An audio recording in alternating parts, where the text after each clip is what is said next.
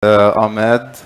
I come from Inkonova, and we do aerial robotics for underground mines.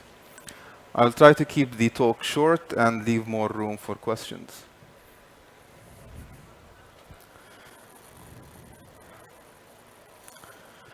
There are zones in underground mines that are inaccessible by regular survey methods.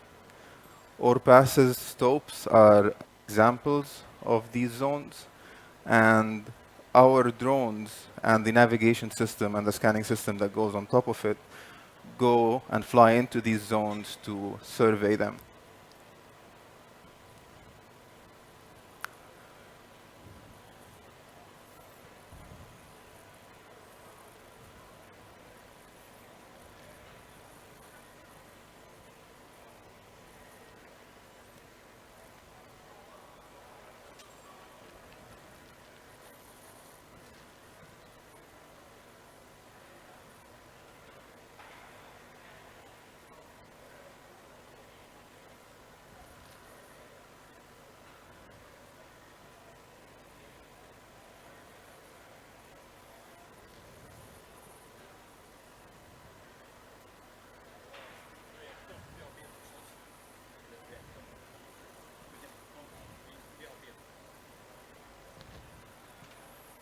Sorry for that.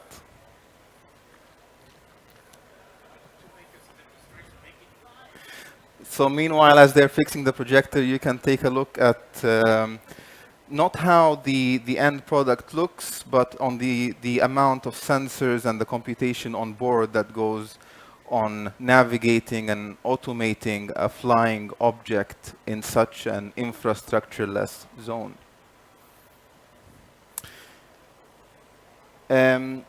We do other units as well. You can see pictures and images of the Tilt Ranger, which is a drone that rolls. Which is that drone, actually?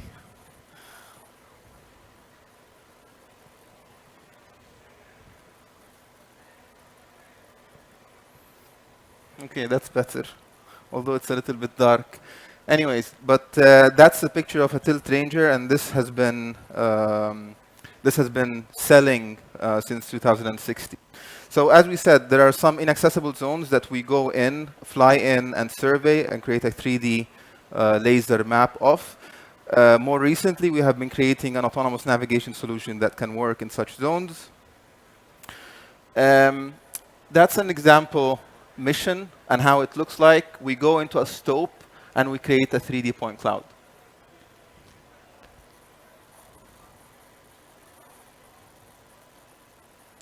I'm going to show some videos later on in the presentation. A closer look at the Tilt Ranger. It's called Tilt because it has tilting arms that helps it roll on the ground when the situation warrants more terrestrial navigation.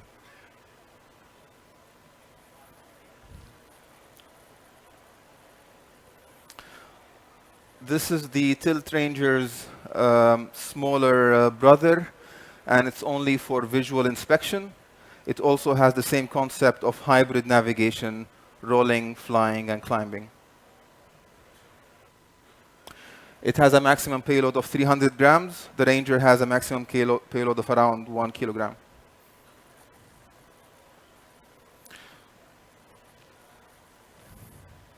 When we started selling in 2016, clients were not happy, or were not very happy. They were still happy that they got something, but the flight was too complex, and there were too many people involved underground, as well as the business on a larger scale was not very scalable because it involved a lot of human element. The only solution was to automate such a flight so that it does not require that much complexity. The problem was when we started in 2016, there was no technology that can provide for positioning and navigation of aerial robots in an infrastructureless environment. No GPS, no light, and no beacons, and no other forms of infrastructure. So we had to start from scratch. It started in 2016, and by the first quarter of 2018, which is this year, we had our first successful demo. We demoed also with commercial partners like LKAB, and in the second quarter of 2018, we got our first order.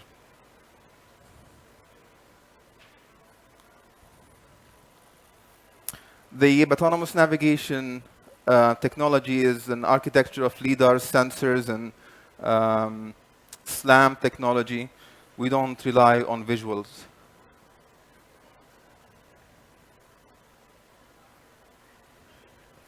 So the platform gives the sensor wings, and the autonomous navigation gives it eyes and brains.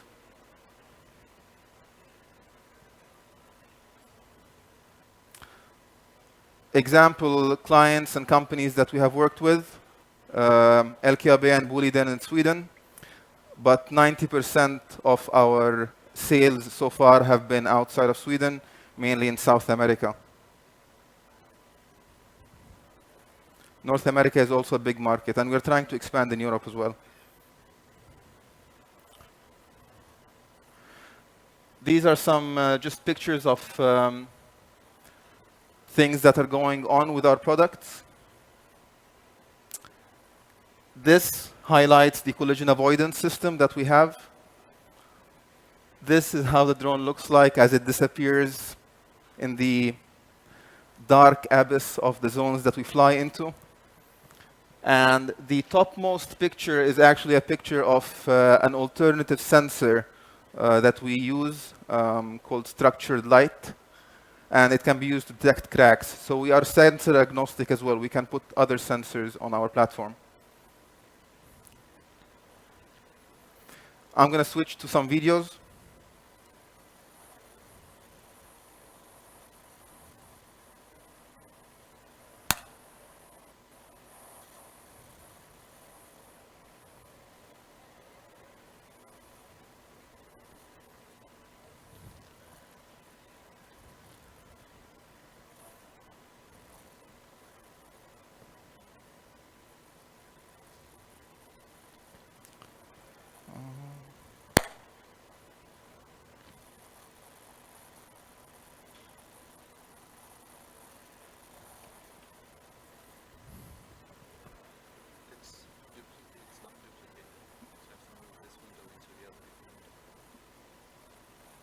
Oh, okay.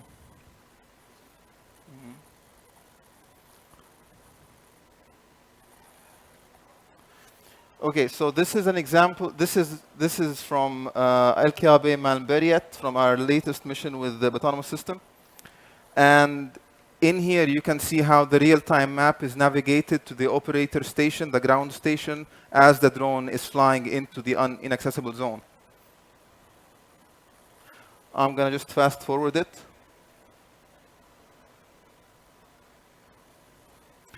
These are the people. This is a car. The drone is staying on the ground now, and it's about to take its command from the operator.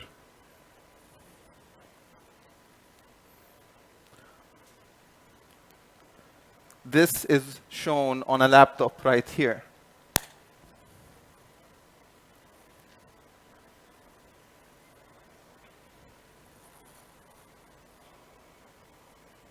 The drone took off.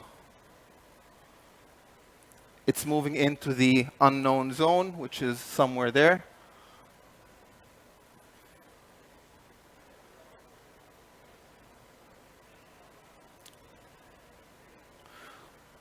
All of this is done with minimal human interference.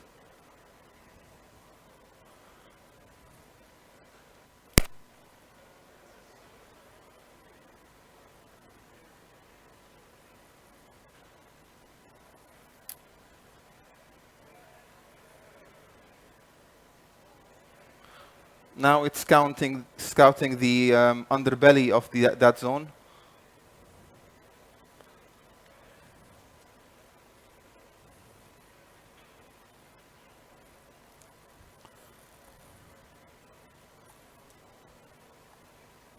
I'm just going to skip for the sake of time.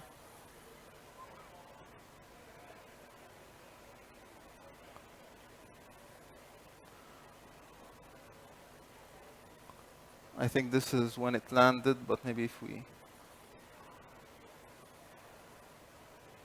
Yeah, now it's coming back. So it spinned and came back to the same starting zone. I don't think I have time. Do I have time for more videos? One more. Let's see.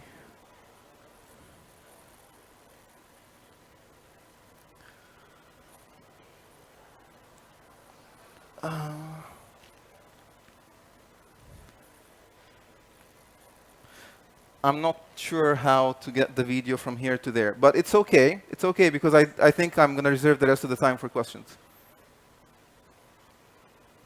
Any questions?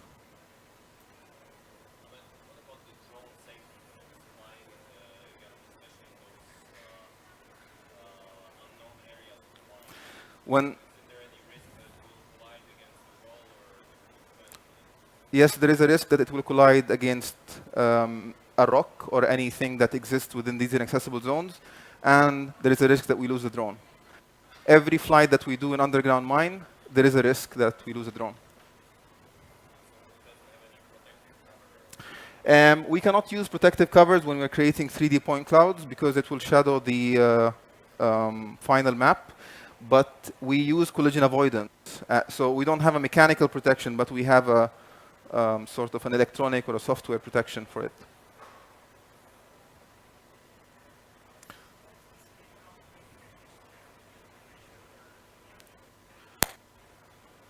Say again.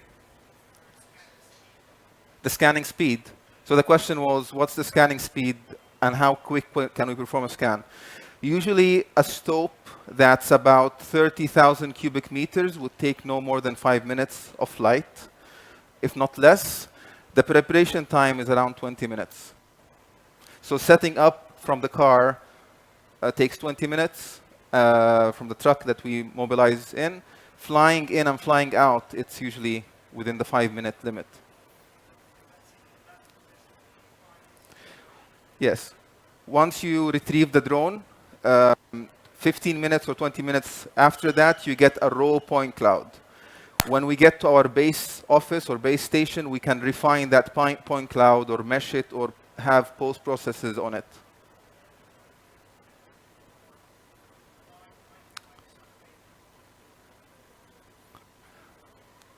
The question was, why do we set the payload to 1 kilogram? We did not set it that way. That's the maximum payload that we can, that's the maximum payload density that we can have on such a small platform. We always have the option, and we have a background of being platform developers, not just on the navigation side. We always have the option of building bigger drones. But when you have a bigger drone, and with cases that have 3-meter and 2-meter narrow shafts, you cannot enter them. So we are limited by size. We are limited by size in terms of the payload. Any other questions?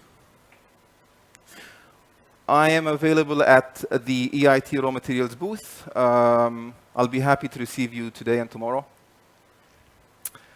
Thank you so much.